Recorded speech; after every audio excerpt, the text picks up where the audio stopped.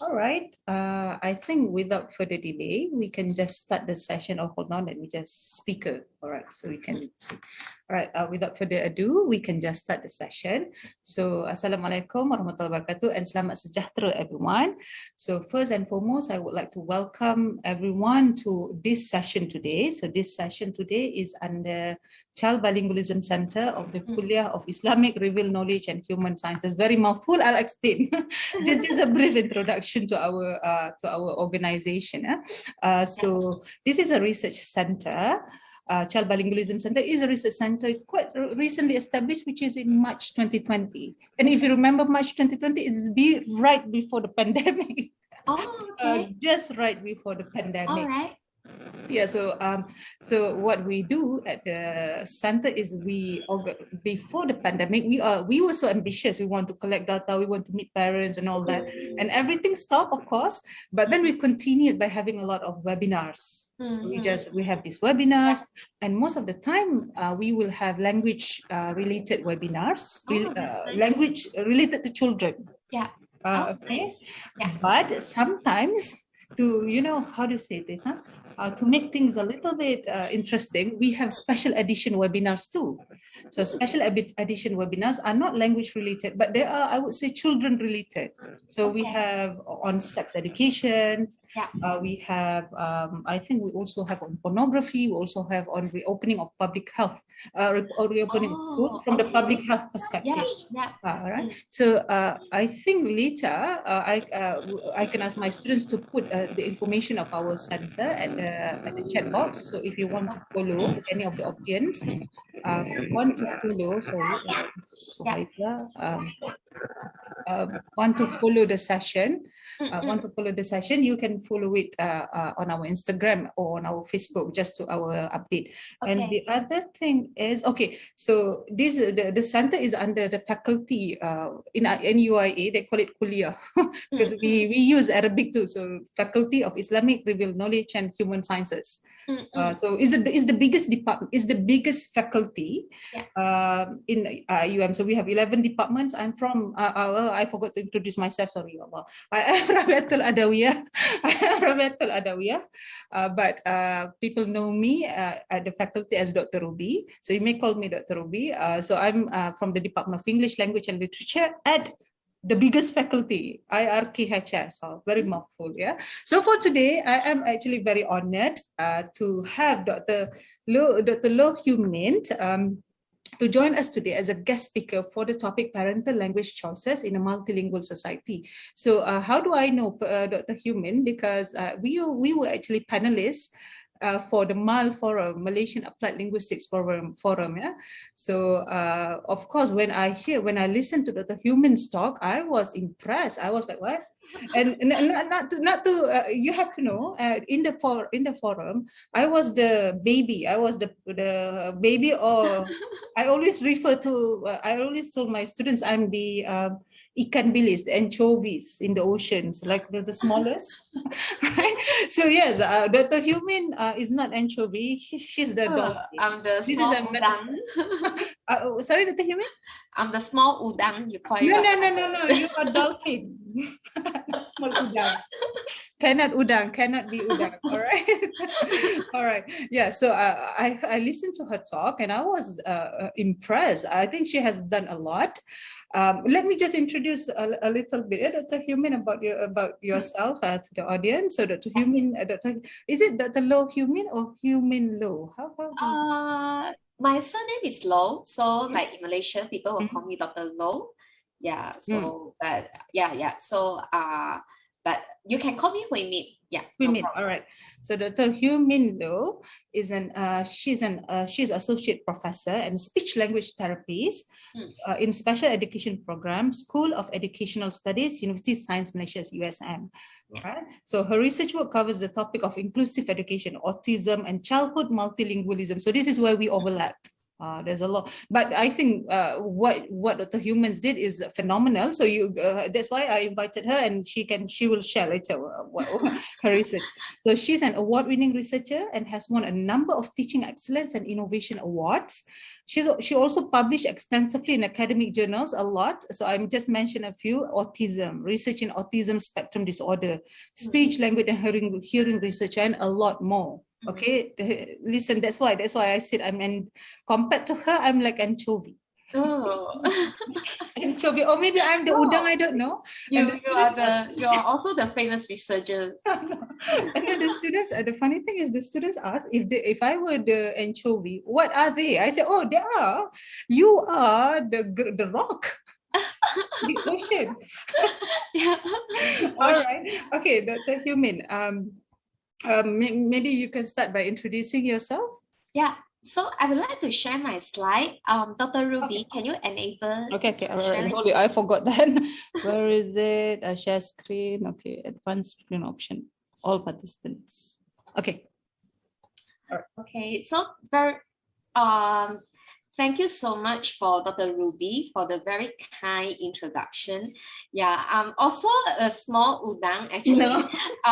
Especially in multilingualism. I did my PhD in multilingualism, but then later I moved on to do more work related to autism, especially teacher training in autism. So I'm very lucky, this year, I actually have the opportunity to connect back to where I start, which is childhood multilingualism.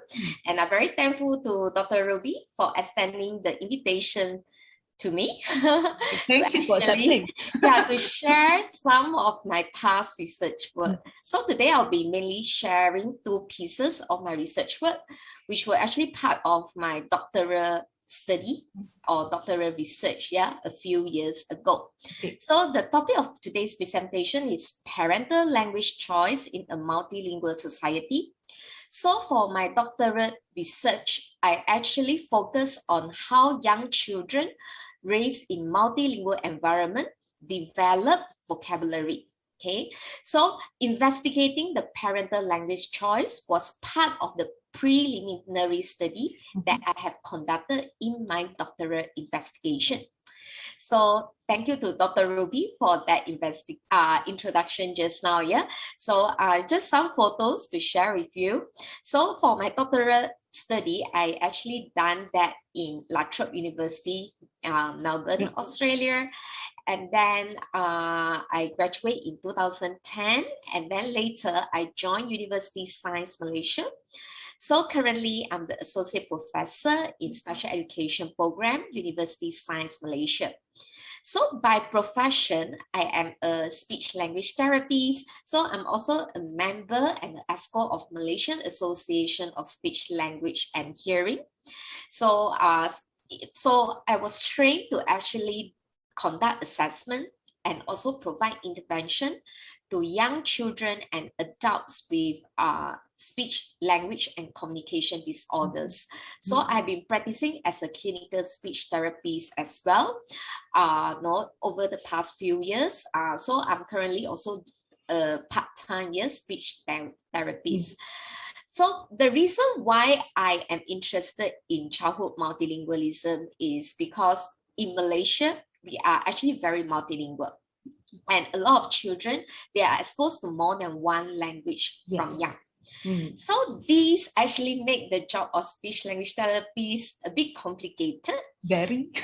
Very complicated because in our practice, we have to use a lot of standardized assessment tools in order to differentiate whether a child has speech and language disorder or the child is just slower in developing language. And very often the decision is very difficult to make because of multilingual exposure. And a lot of our children, they was actually score pretty low in standardized assessments. But based on our clinical observation, those children who score lows, who score low scores, not all of them are actually having neurological based language disorders. So because of this, I moved on to study how multilingual actually affect early vocabulary development, hoping that we can actually know more about how our young children develop vocabularies and how their vocabulary patterns are different from typical developing children. So back to today's topic, we want to discuss about parental language choice in multilingual society. Okay, so before I start today's discussion, I actually have a question that I want to ask all of you. Okay, obviously, different people, different scholars, and different researchers, they have different views related to parental choice in multilingual society. So a debate which is ongoing is whether parental language choice is a default decision or it is a process of thoughtful considerations. So now I will open to you all to vote. Now, what do you think? Do you think is a default decision or is a process of thoughtful consideration? So you can vote 1 if you feel that it's something naturally. Parent is no need to give a lot of thought about what language to use to their child at home, or they actually have to plan very carefully and very systematically about what language that they have to use. Okay, I can see a lot of number 2. people. A lot of number 2. Oh, a lot of number 2. Yeah. Okay. So yes. Yeah. So I think I sort of agree with you all as well. And I think we all agree with number 2 because we are raised in this very multilingual environment. And we know that when a mother is pregnant with the baby, probably the conversation already starts. What language should we use to talk to the baby? So it's actually something that entails a process of thoughtful consideration. Okay, let's move on. Okay, so for my doctoral research, I actually refer a lot to social linguistic model of language development. And Joshua Fishman, he says, when we want to study how people are using languages, these are sort of the thing that we'll be looking at. Who speaks what language, to whom and who.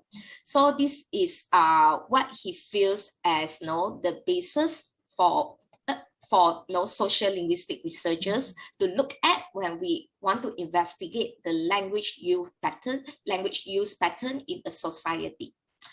And he also mentioned multilingualism very often begins in the family. Yeah, and because multilingual parents, they actually make conscious choices about what language or languages to use with their children at home. Not like monolingual parents is a default choice. They don't need to actually think about it. But for multilingual parents, consciously or subconsciously, it is something that we think and plan. Yeah, since our children are baby. So yeah, so in most situations, language choice is far from being random matter of momentary inclination. Yeah, it is something that we would discuss and we will plan. Yeah. Okay, so to actually investigate whether that is true, this is what all the scholars they have mentioned. But when I look at the situation in Malaysia, I'm still thinking, should we gather the evidence? Okay, so perhaps we should, because nobody has done before. So I move on to actually investigate how the Chinese parents in Penang, because I'm based in Penang, what are the languages that they use with their children and their baby at home. So I'm actually interested to look at that social scenario. So in the beginning of my doctoral research many years ago, so the first preliminary study that I done is I went to interview mothers. Okay, so in that survey is actually a face-to-face survey. Okay, I went to public clinics and private clinics, and I stay there and I wait for the mothers to come in. And while they are waiting for the turn to see the doctors, then I interview them using a checklist. So from that interview, I gathered their demographic backgrounds and also the language use pattern. Okay, so we can see based on this demographic background, yeah, we can see that in Penang, yeah, we have a lot of working mothers. 37% of them are working mothers. So we can see that there are only 33 stay-at-home mothers. And those working mothers, then the child care arrangement are actually rather diverse. So we can see, quite a lot of them, the babies are with their grandparents when the mother go to work, but there are also who are with babysitters and also in the nursery. And we also ask the number of children at home.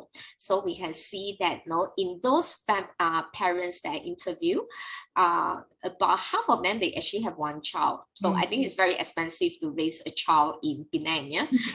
The cost of living is really high. Yes. Actually have a lot of young children here. So this gives us some insights about the demographic patterns of these different households in Penang. Okay, so the next question that I asked the mothers, the 100 mothers that I interview, is how many different languages do they speak? So now I want you to guess. You can put down the number in the chat. For those of you who are in Penang, you probably have a very good idea how many languages do Penangites speak. But for those of you who are perhaps from other parts of Malaysia or other country, why not give it a guess? How many languages do you think they have in their language repertoire? Okay, wow. I see a lot, 4, 3, 4, 3. Yeah, a lot of 4, 3, 4, 3, 4, 3. Okay. All right. Let me review the answer. How do I review?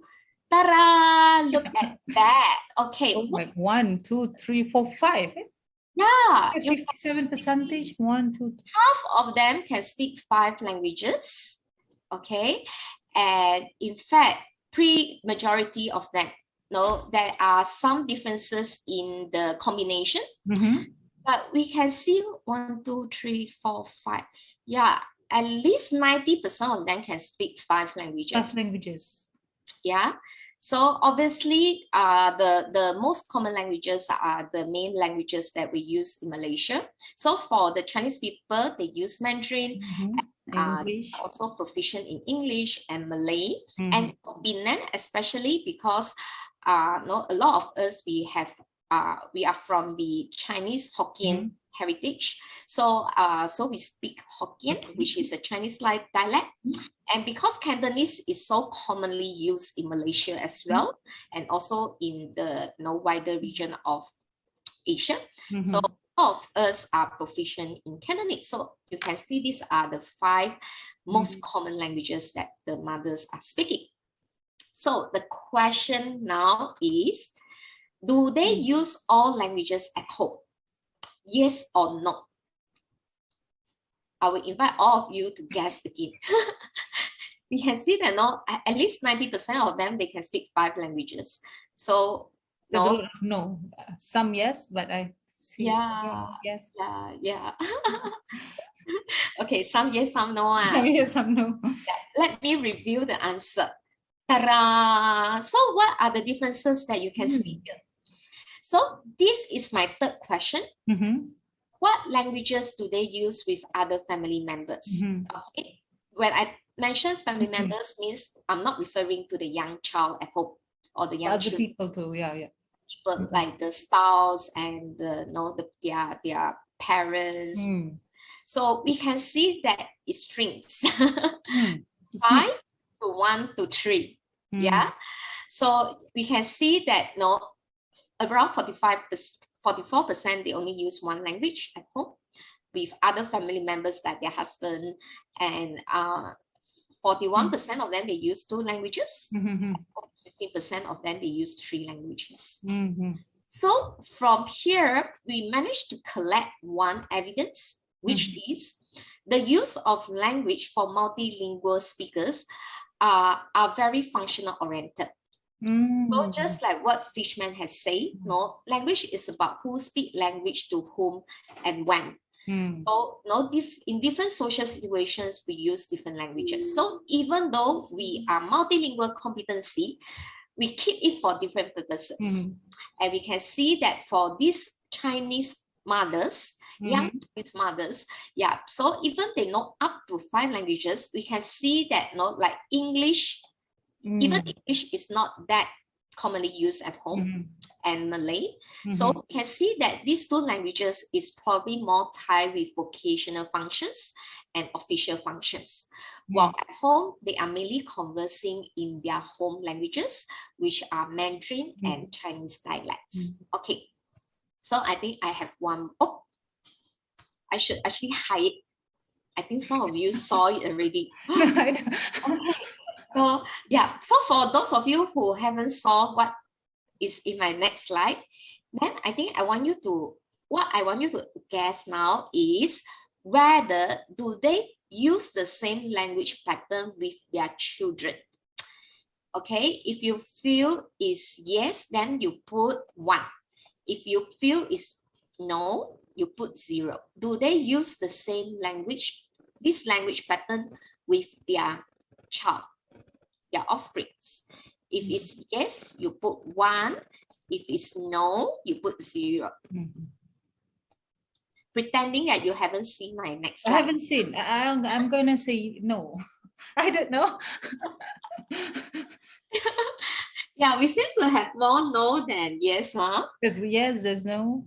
Yeah, there are yes, there are no. Okay, so review the answer now. So on the left is what the table that we saw just now, which is the language used with other family members. The right is the maternal language choice, so language that they use with their babies. Okay, you see any differences? A lot. Yeah, let me see. We can see that many of them are using 2 languages with their babies, despite that with other family members, they really use 1 language, right? Yes, yes. Yeah. So you see just now 1 language, 44%. Now 1 language reduced to 30%. 2 languages, 58%. So majority of them are using 2 languages with their children. And then we can see English emerge as one of the main language now, compared to just now. English was not hidden within the other languages. And English is becoming quite an prominent language that the parents are using with the children. So over here, we get a few perspectives. One is we can confirm, we have the evidence to say that language choice is it's a planned behavior. If something is planned, if it's not something which is planned, then we will obtain the result where language use pattern and maternal language choice are the same. But now we notice they are different. So which means the parents actually make conscious choices about what languages they want to speak to their babies. Okay, so this is one thing. And the other thing is we can see the parents are introducing English at a young age. So if this phenomena continue, then we will be expecting a language shift will happen in this next generation, where which is currently happening now, where many children are acquiring English at a very young age. Okay? So these are the patterns that we can observe, and we can see also that the Chinese dialects have reduced popularity in maternal language choices. So this is another thing that we want to also pay attention to, because that might imply also the pattern of language shift, where these dialect varieties are going to at risk of being extinct. if we don't do anything to preserve that. Yeah, so we are going to talk more about that later. Okay, so now we can confirm with the small research that we've done, we can see that no, there is at least one evidence that show the mothers in Penang, Malaysia, bilingualism actually begins in the family. And we can see that no, the bilingualism is influenced by the mother language repertoire. And then, but we are unsure yet from that survey how the language support pattern that we have in the community. Okay, and what are the parents' objective of want their children to acquire more than one language? So I was not able to obtain these two results in my survey. So the survey can just review the language use pattern. So to further look into the language support and also the reason why the mothers are using particular language patterns, I move on to the second part of my study, which is case studies. Okay, so but before we move to case studies, let's do another quiz here. Of course. Yeah. So because what I'm facing when I did my doctoral research is, if we look back at the literature, a lot of literature that report childhood bilingualism is about either immigrant families or mixed marriage families. Okay, so even though multilingualism is the norm in Malaysia, but actually it's very underrepresented in the literature. Okay, so we have a lot of studies that report how children in mixed language family, those children in immigrant families in United States, United Kingdom, they acquire language and the language use patterns at home, but we do not actually have a lot that report the situation in Malaysia or in Singapore where multilingualism is the norm. Okay, so yeah, so this is the questions that I have, okay, which is why I move on to my case studies to see that, actually whether the children, language acquisition pattern are the same, and whether the family or the parents, construction of language choices for the children, whether the motives, the underlying objectives are the same as what we have understood from the literature. Okay, so based on these reasons, then I move on to the second part of my study. Okay, so before that, let's look at those studies that report immigrant and mixed language, mixed marriage families. So if we look at the literature, a lot of literature would link to heritage value, social prestige, and socio-economic reasons as things that motivate them to use certain languages at home. Okay, so yeah, so in my study, I would actually want to investigate whether these are also the reasons mentioned by the Malaysian mothers. Okay, so one of the study that I refer to is Susan Dockey. This is a case study that reported the situation in a mixed marriage families. So Susan Dockey, I personally met her, and she is a friend now. She is now staying in Australia. So, but she was from Germany. So she was a German mother who are raising two young children, but now the children are all grown up in Australia. So, and she is a linguist. So she actually did a lot of study about how her children develop language, German language in Australia, which English is the dominant language used in the community. Yeah.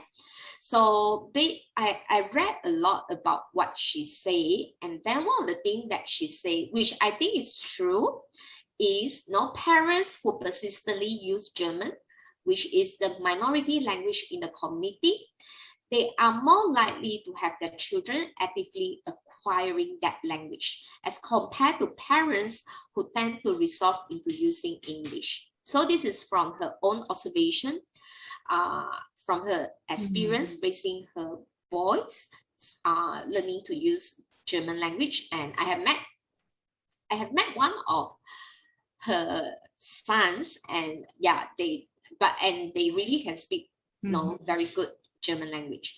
So from that investigation, she actually proposed a policy for mixed marriage family. I think a lot of you have come across this home language policy as well, which is known as one person, one. Anyone want to answer? Dr. Hui Min, we are obviously lecturers because we keep asking questions. So who can help me to fill in this blank? This, I think, is not new for a lot of you. Yeah, I think I told that. Very famous home language policy. Yeah. Yes, one person, one language. So this had been like a gold standard for many parents who are raising their children in like an overseas setting. Okay, and this is highly recommended in the literature as well. So if you are an immigrant family and you, like for example, we go to France and we want our children to learn Malay, so the best way to do it is one person, one language. So one of the parents has to persistently speak that language to the child. Okay, so that is a very famous policy, which I personally, as a speech language therapist, I do agree that this is one language policy that can work and is effective and is evidence-based. But the question is, in Malaysia, it's easy for us to do that. No, not for me. Yeah, same. Why Malaysia is hard for us? You're asking the audience. Yeah. Oh, Dr. Ruby, or something. Okay, I don't know. I think if you ask me, I have because you mentioned about the Chinese language, right? Just Chinese language has a lot of dialects. Malay too has a lot of dialects. Yeah. So I could switch between all those dialects when I speak. True. Yeah. Someone raised hand. Even you want to say something? Dr. Low, regarding the case studies, I see that some of the comments say that it's bad for English to overpower Malay in some circumstances. I don't know. I don't know about that, but I realized that some language therapies argue that it is better for children with special needs to focus on learning only one language. What do you think about that? Okay, so Ivan, can we keep your questions later? Because we will discuss about that.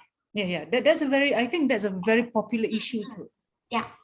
Okay, thank you for Ivan. Later remind me, if I forgot, Okay, so one person, one language. Okay, so we will come back to that. I think Ivan brought out a very good point. Okay, so so this is what we pretty much notice, in a lot of literature where they would associate cultural and heritage value in learning the language, which I personally very agree. And they also highly recommend one language, one person, one language, which I also personally very agree. But as we know, in the multilingual society, it is more difficult because, as Dr. Ruby has mentioned, code switching is our part of our life, right? Identity. How can Malaysia don't code switch? No, cannot. We go to Mama's house, we code switch. We go to everywhere, we code switch. And also we code switch. Life is so boring without code switching. Yes.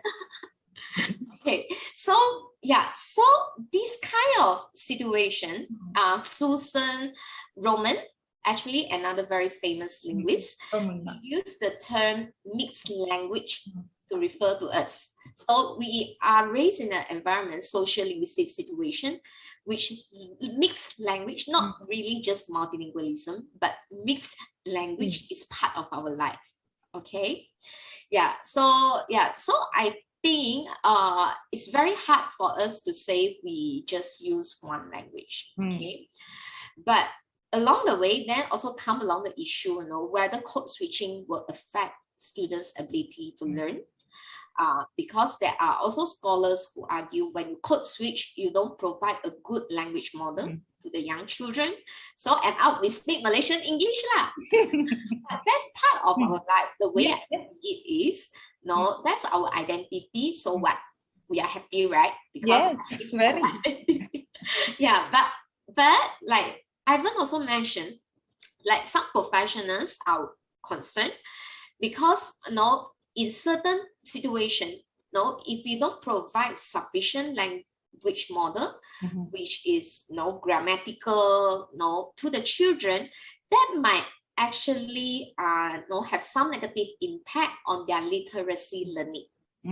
So for example, for example, I think the same as either when we are learning Malay or we are learning Mandarin. So like if I take the Mandarin situation, in school we learn Mandarin Chinese language, the formal Chinese language. But at home, as we have noticed, a lot of the adults, they are speaking Chinese dialects. So Chinese dialects, they are not grammatical. Their intonation are a bit different. So excessive use of these dialects or excessive use of this dialect mixed in Mandarin structures would actually make some children confused, and that actually affect their learning of the standard Mandarin, which I think is the same for Malay, because Malay we have different varieties. Yeah, so this is just something that we have to always keep in mind and try to find a balance. Okay, so initially I want to ask you all, what do you think about mother language choice? What are the reasons, possible reasons? But now I start to a bit concerned about the time. Well, what time is it? Oh, sorry. No, it's okay. You can proceed. Don't worry. So what do you all think? Just now we mentioned that for a lot of immigrant families, immigrant parents, cultural heritage values is one of the reasons why they are using more than one language at home.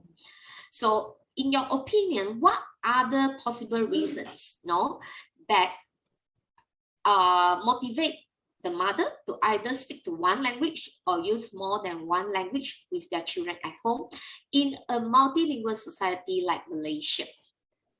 So everyone can give different reasons. So maybe we can just brainstorm a while, a few seconds. Yeah, it's okay. I would say academic too. Academic, yeah.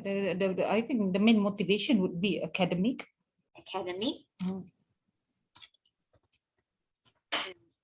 Especially when it comes to English, When it comes to English, the motivation is always academic. Yeah, I think so. Yeah, a lot of parents, especially those more educated parents, because from their personal education experience and also their work experience, they feel English has very strong instrumental functions. Yes. In school and also in work. So they would want the child to acquire English and to have adequate English competency. So academic reason. There's a lot of actually a very engaging, very education policy. That one they say education policy, policy of the government. Yeah, policy, education policy, and someone also say economy, right? Family bond, I think that would be good too. Environment, environment, family bond. Nice, we have a lot. Family bond. And expectation, right? So society expectation and so on. Yeah. Wow. We actually have a lot. Yeah. So, okay. So based on what we have brainstormed here, I'm going to present you 3 case studies, which is the second part of my doctoral investigation. I focus just the first part is I survey 100 mothers. So the second part, I just focus on 3 families and to see the dynamic in the family. So I went to interview the family to ask them why they are using certain languages with their child at home. Okay, but before we move to that, I would just want us to briefly look at some theoretical models that could explain language choices. Yeah. So the one that I recently, this was not, I don't have this when I did my PhD lah. If not, maybe my PhD will be better. That's normal. Okay. So, but this was something that just published last year by this researcher, and she proposed this conceptual framework of heritage language identity, which I think is actually just a simple framework, but I think it's summarized quite well. Yeah, things which the families are looking at when they are using heritage language, or they are hoping to maintain the heritage language. So for heritage language, in Malaysia, we can see as all the Chinese dialects, and even to a wider extent will be the Mandarin for the Chinese communities, and for the Malay would be the Malay dialects and also the Malay language. Yeah, so these are our heritage languages. So obviously, under the how to say, the strong under the call to acquire English, it's important for us to maintain the heritage language. Yes, of course. Yeah. So, and there are various reasons why we want to do so. And I think this framework sums up quite nice. It says there are emotional reasons and pragmatic reasons. Emotional will be because we love our heritage. Yes. We want to pass down the heritage to our children. We want them to inherit our cultures. So that is emotional reason. Pragmatic will be because like our parents are using the dialect. So we want our children to also know the dialect so that they can communicate with the older generations. So that is the pragmatic reason. Okay. And then she also said, other than these 2 reasons, the other perspective we have to think of is whether acquiring that heritage language is essential or not.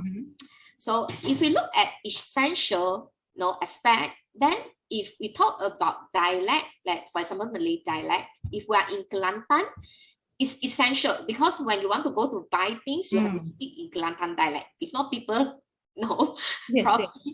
don't know what you are saying. So it's very essential because you need that for instrumental reasons to function in life. But if you are in KL, then maybe Kelantan dialect will be peripheral because it's not essential for you to use that dialect. So she said that we can use this concept to see whether what is the motivation of parents to maintain or to use a heritage language with their children. Okay, so if and she also said about we have to differentiate between idealistic space and realistic space. Okay, so for example, if the mother really like Kelantan dialect, okay, maybe the mother is a linguist herself. She feel that I'm a linguist. I have to make sure my child able to speak my home heritage language. So emotion value is very high for her to speak Kelantan dialect with the child. But that is the idealistic space lah.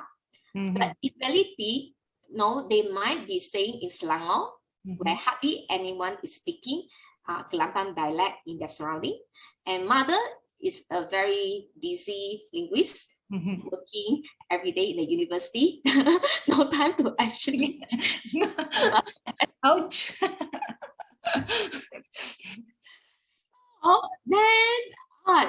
So then there is a conflict here. Which is the realistic is maybe somewhere here. Yes. Okay, realistic is somewhere here. Later also say when this condition happen, then it will cause stress to the mother because she wants to do something, but in realistic, it's not pragmatic enough for her to do that. So she will feel very stressed, and and language choice become a burden emotionally to her, and she will probably also face identity problem associated to that. Yeah, so that is probably something that needs to address. Okay, so we have to find a balance. So that is just a case example lah, huh? And then, and Lita also mentioned sometimes this association might happen with different people in the family. Like mother really love this to use Kelantan dialect, hope the child can speak Kelantan dialect, but maybe father doesn't think so. Father doesn't think, don't want to say, you speak Kelantan dialect to the child is not able to acquire standard Malay. So father might be thinking about, might be in a different space. Okay, so if that happens, that will also cause certain tension and certain conflict in terms of language choice. So we can see now language choice might not be an easy choice to make in some family. So she also say friction can happen when family members are viewing their position on the framework separately. Okay, so because of that,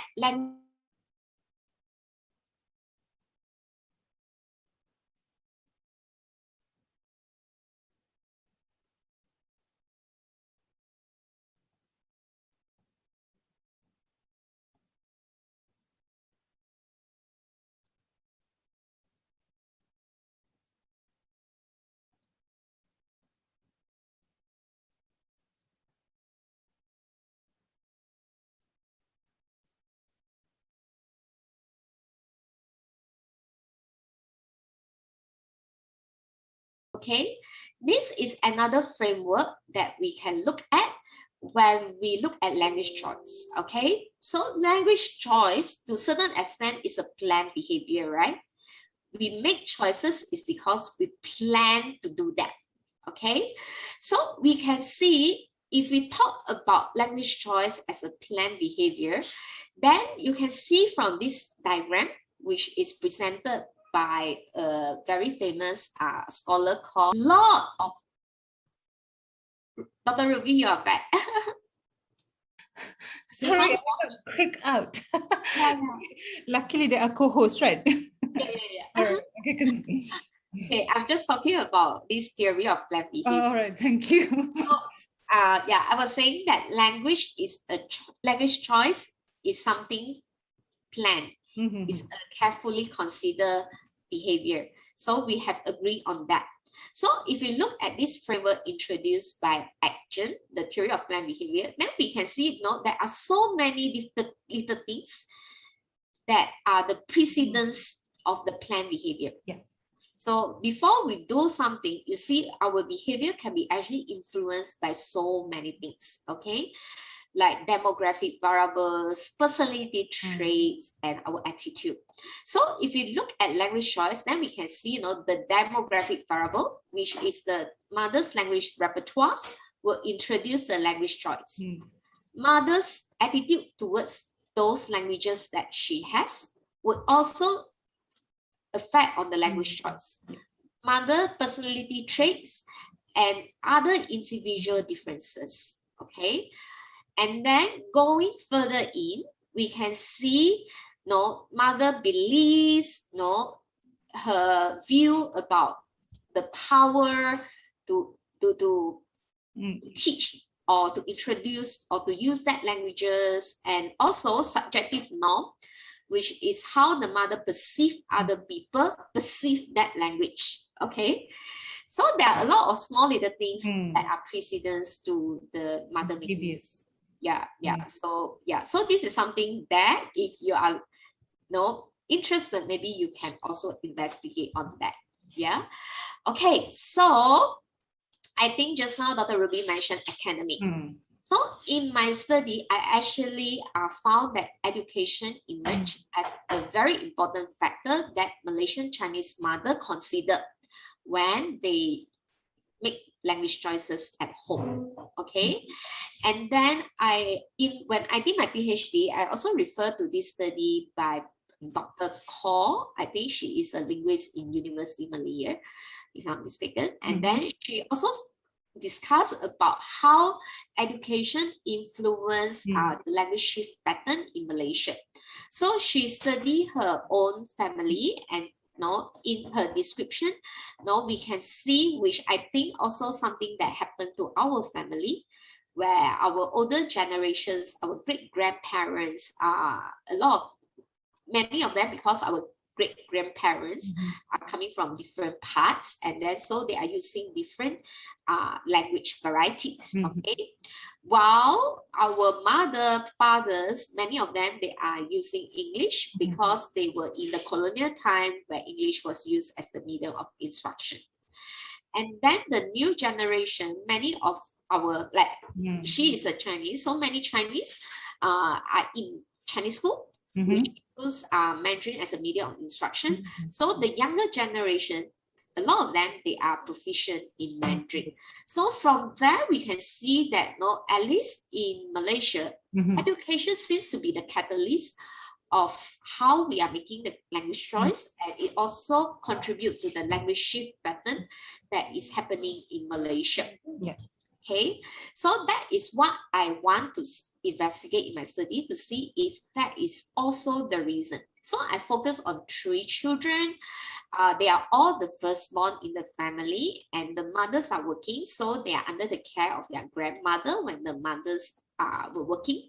So during the time of investigation, they were only 18 months old. Yeah. So I went to visit these 3 families and interview the mothers and the grandmothers.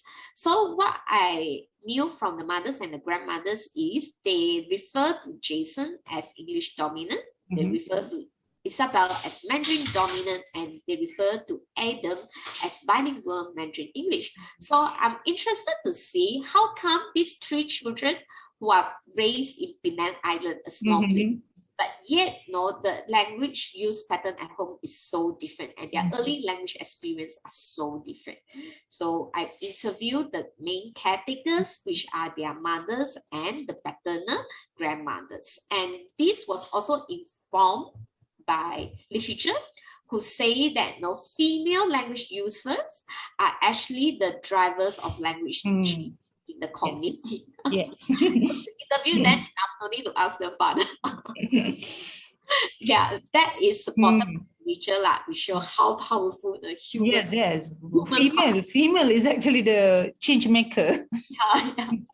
Yeah. So I interviewed them, but when I actually interviewed them separately so that they can give the best, the genuine answers that I want.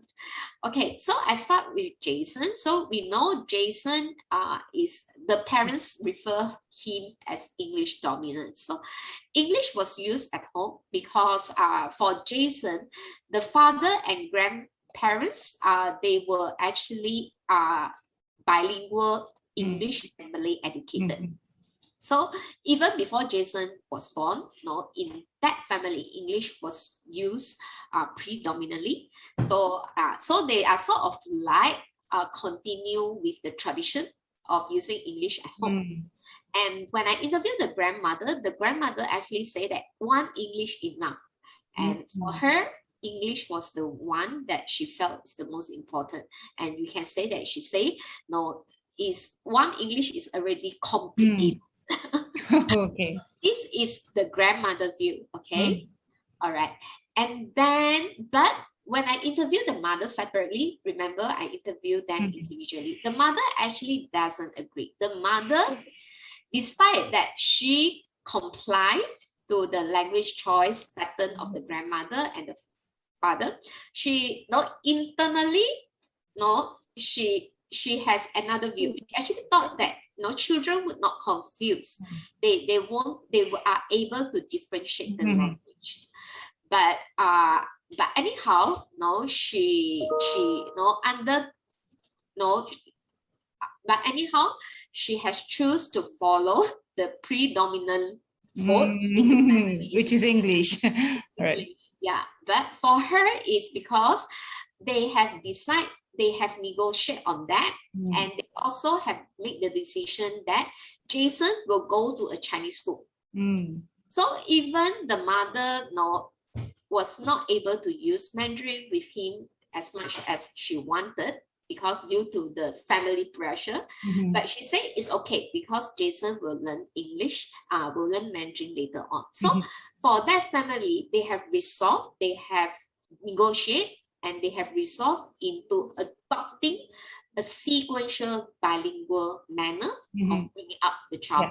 Sequential means they introduce one language first, and they have the plan to introduce the second language at another stage.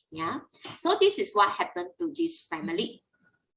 So the next family that I visited was Isabel family. So Isabel was being described as predominantly Mandarin.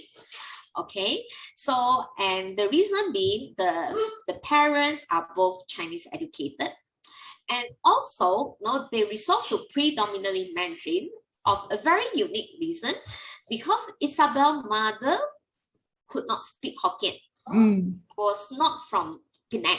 So I mentioned Penang people speak Hokkien. So she was actually from other state that used to, I think she is from one part of Perak where they used Teochew at home. So that's why in the family, they were using Mandarin. They couldn't use the Chinese variety because the mother was unable to understand. So naturally, Mandarin became the predominantly language used at home.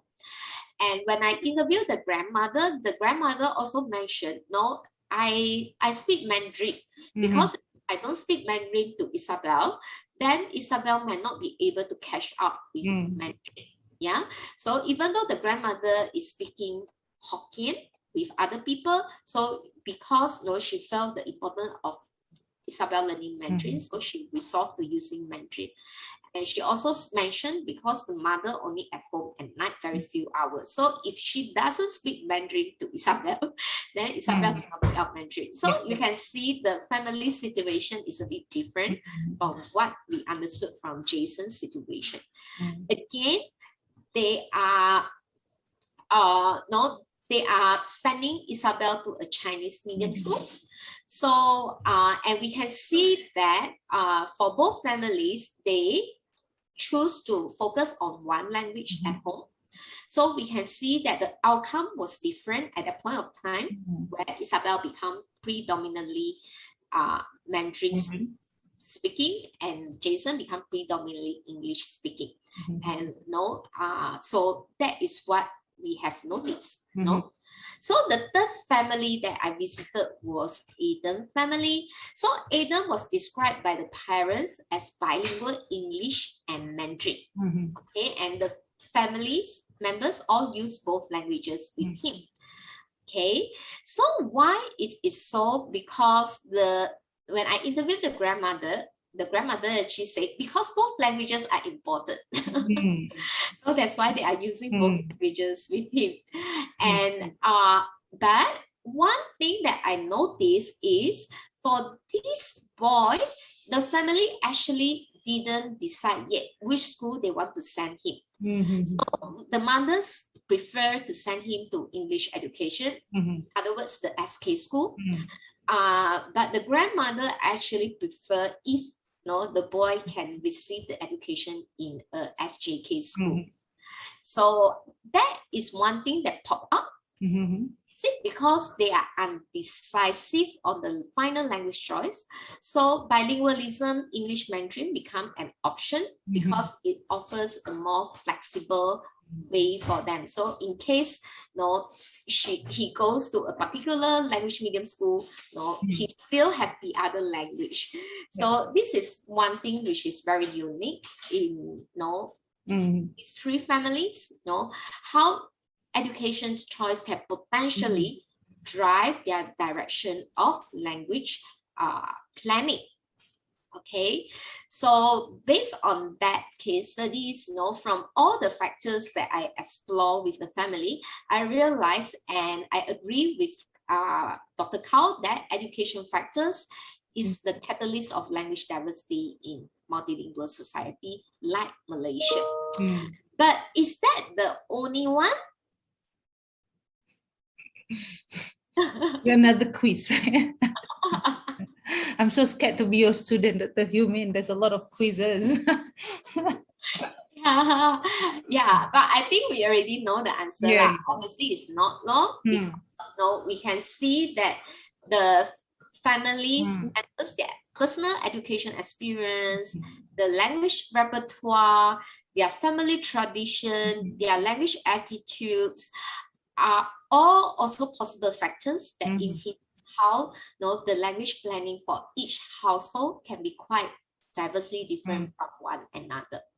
Yeah, so this is what is complicated about Malaysian families, but also is what that makes us unique. And it's interesting, yeah, and language planning in this household is a product of negotiation.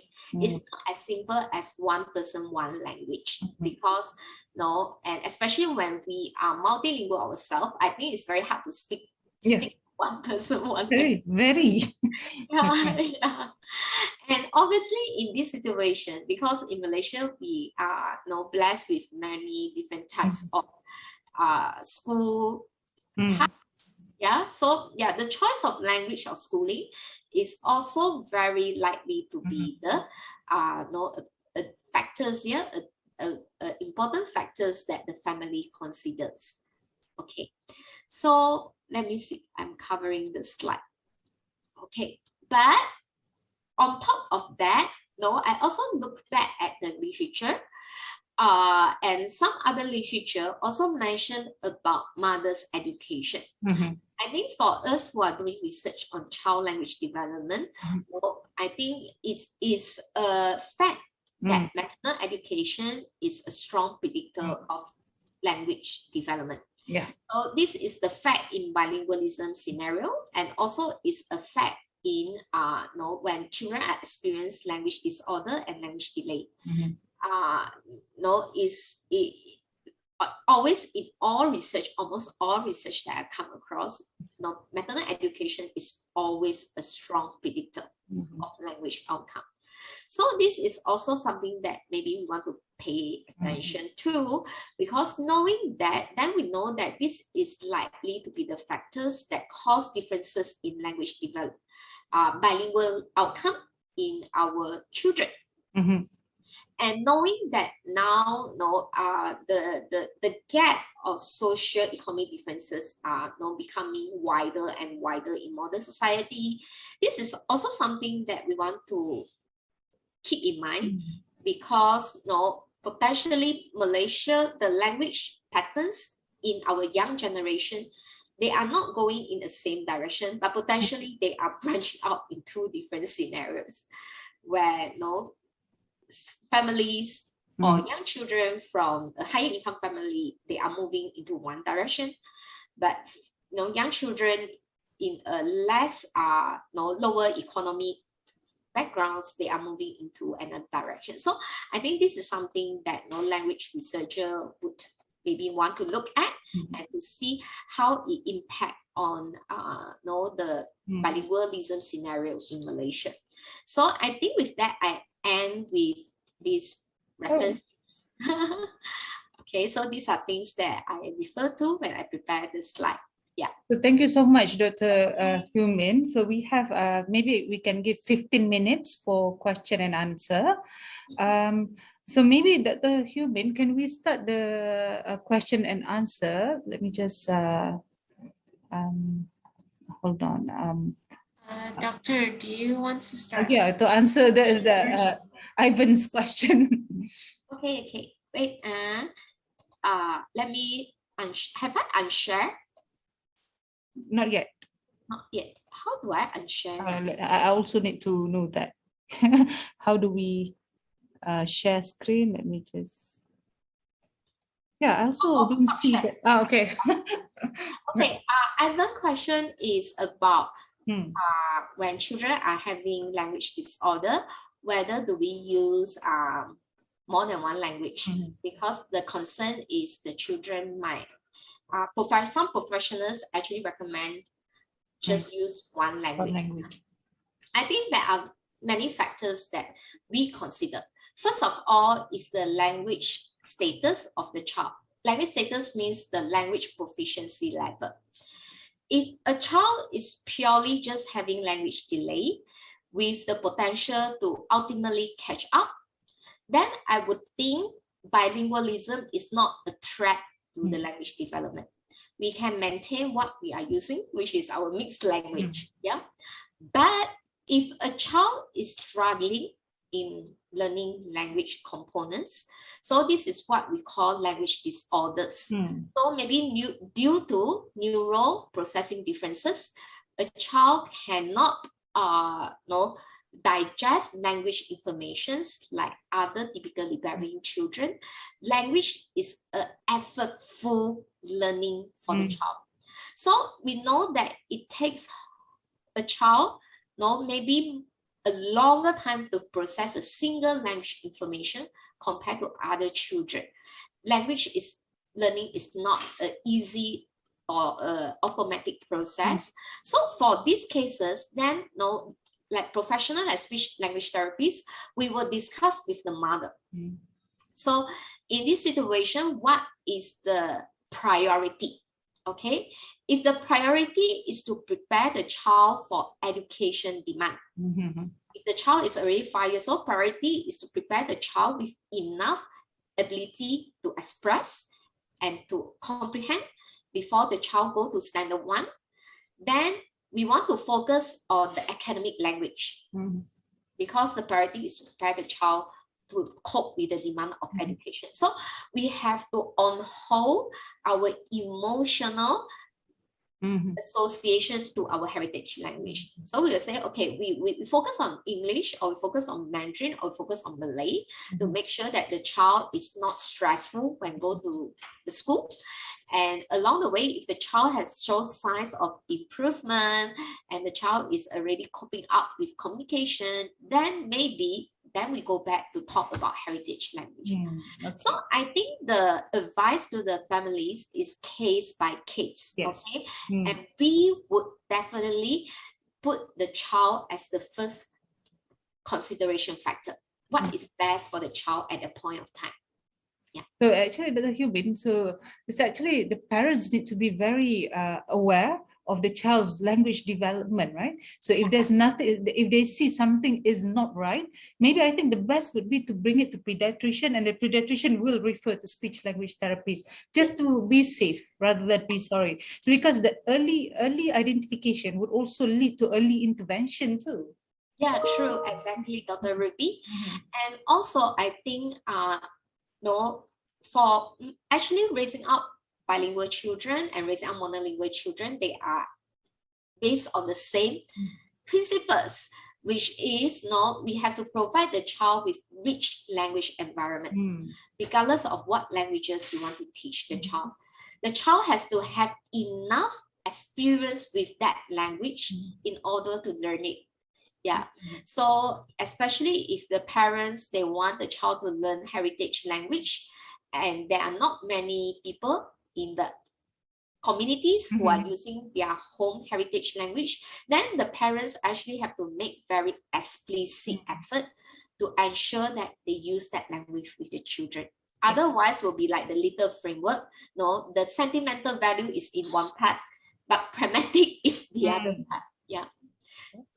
Okay. So, do we have? Thank you, Dr. Hui Min. Do we have any? Maybe we can take one more questions to Dr. Hui Min.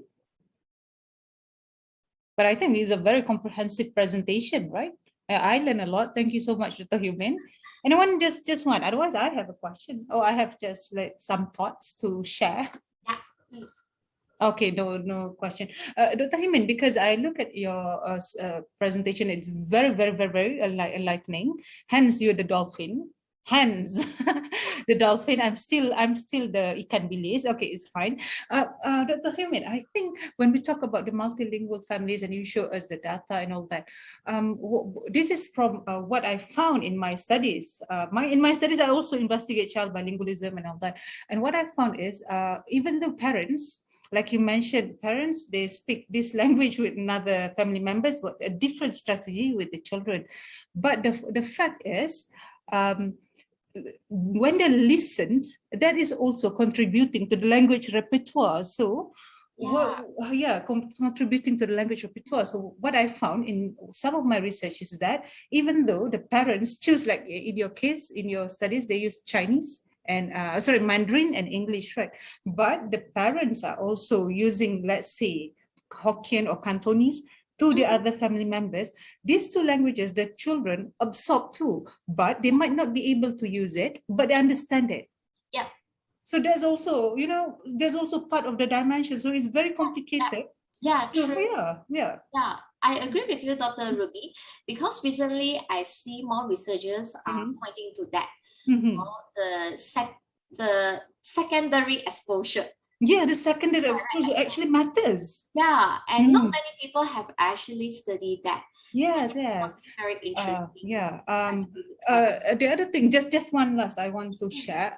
I have one research, but I think it will be published next year because I have to do a lot of revision. But let me just share about the findings. Is that for Malay children, Malay English bilingual children, those whose parents who did not speak Malay at all to them, when they come to school, the funny thing is, of course, they are not able to speak English. Okay, because the parents do not use English, but they understand English. So we were wondering, like, how come they understand English? And part of our what you call, I would say,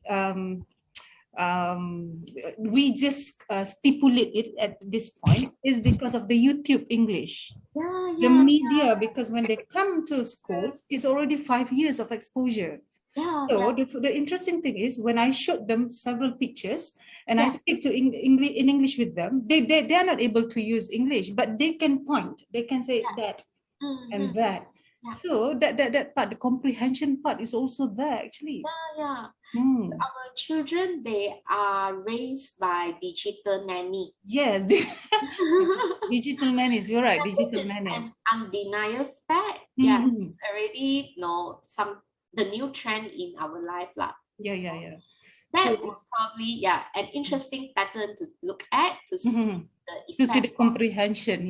So for me, I think when we talk about English itself, because I think it's the same in Malay community and in Chinese Malaysian community, right? The concern is always about English. They're always concerned about English. So sometimes I have to alleviate their worries by saying that English, I think for this generation, you don't have to worry as much because it's so different from the generation. How do I say? Like when we talk about English proficiency, kan? Kalau you tengok report, a lot of current employers lah, the orang kata, our Malaysian students cannot speak English, but they are looking at that generation. They're not looking at this current generation. This children's generation, because I suspect, let's say, kalau kita follow up research kanak-kanak ni, their English is dominant by the time they enter the workforce. Very dominant. So actually, I'm practicing for my RTM talk too. This is what I want to talk about on Monday. One thing to also to look into is just now, which Dr. Ruby has also pointed out, is their receptive language is good. Yeah, very expressive. Yeah, is okay. That like if from the speech therapist perspective, we will look at a language from the receptive manner and the expressive manner. So the young generation, because they watch YouTube, so they understand. They understand. The receptive English is there. Yes. But they don't speak because YouTube don't speak to them. Don't ask them questions like I do. So they don't respond. So the expressive repertoire is not there. So then I think the problem with their English is not that they don't have the vocabulary, they don't have the knowledge, but they don't have the confidence. They don't have confidence. And I think, I don't know, this is just my perspective. I think it doesn't, with our children's generation, it doesn't take much to push to that expressive. Because if you have that receptive meaning, it's just a matter of time to push it. Yes, true. So I think if either our school or at school, create the the opportunity for them to use their expressive English. So school, there will be need to have more activities where they can converse or they can do discussion using that language, a particular language like English. And at the community level, we can have activities or campaigns where they can have forum, they can have camps that use language. I think more opportunity to practice the language. Yes, more opportunity to practice. Yeah, which actually I observe among my friends as well. Because when I was not very good in English, when I go to Australia, but including myself and my friends, we pick up expressive English very fast because the environment forced us to. Because of the environment. I think with the current generation, our children's generation, they won't have much problem with English, and hence I don't think the parents should worry so much about English. I think this is the time we should worry about the heritage language, because looking at the trend, in 10 years, I think Mandarin would disappear. I'm worried about Malay language would disappear. I think the threat of electronic communication, because like for example, Malay, electronic communication, Malay in electronic communication is very different from the standard Malay. Very. So I realized I couldn't actually read a lot of text that my students sent me because they're all in colloquial Malay. Not only colloquial, like all the vowels are gone. Right? When they text messages, they don't have vowels, right? It's all the abbreviation. So I have to guess, like, what are the words? So these are the modern lifestyles now, which are impacting our language. See, we have a very good conversation. I think it's already 4:20. There is actually one. There is one question. Okay, sorry. Just one. Sorry, Madina. If a child does not pick any language, this is the only question we can discuss because we're running out of time. If a child does not pick any language at the age of 2, what might be the problem strategies to help that child? So, Dr. Hui Min. All right. Thank you, Madina. So then we look at actually for speech therapists, when you ask us this question, then I think our answer is standard. Then why do we learn language? Why we as the human being, the privileged, the privileged creature created by God? Why we learn language? What's the use of language? The use of language is to communicate. Okay, so if there is a need for us to communicate, we definitely will learn language, because we learn language to request for help from our parents. We learn language to say what we want, to tell people our needs, to protest, to say no. So language is for communication. So when a child is not picking up language at the rate that we want the child, we expect the child to be, the first thing is we look at communication. 2 things. One, is the child communicate? Is the child, even though without language, is he able to tell people what he wants? Is he able to protest? Is he able to respond to people when people talk to him, even though at a non-verbal level? So if a child can do that, then we will probably say, okay, he is probably slow learner or slow talker, but he's communicating, then it's okay. But if a child is not communicating, then that is a red flag or something that need to be investigated at the pediatrician or some medical setting. We want to know why the child is not communicating. Okay, that is one thing. The second thing is, does the child need to communicate? Okay, so why I say that is a lot of young babies, because now young babies are so precious. Mommy take care of the babies. Before the baby is hungry, we already give the baby milk. Before the baby wants something, we already pass to him. So if the child does not have the need to communicate, does the child need to speak or learn language? Then no need, right? Because he can just lie there and then everything drop in front of him. So to help a child to learn language, then we have to create the needs to communicate. Yeah. So to create the needs to communicate is like sometimes when we play with the child, then we purposely wait, ask the child to ajak kita. We purposely like sleep, then the child has like, oh, mommy. So that is a time when you create the opportunity for the child to request, to ask you for things or to comment. Okay. So for a 2-year-old child, you can observe these two things, whether the child is communicating, and from the parent's side, whether do we create the opportunity for him to communicate.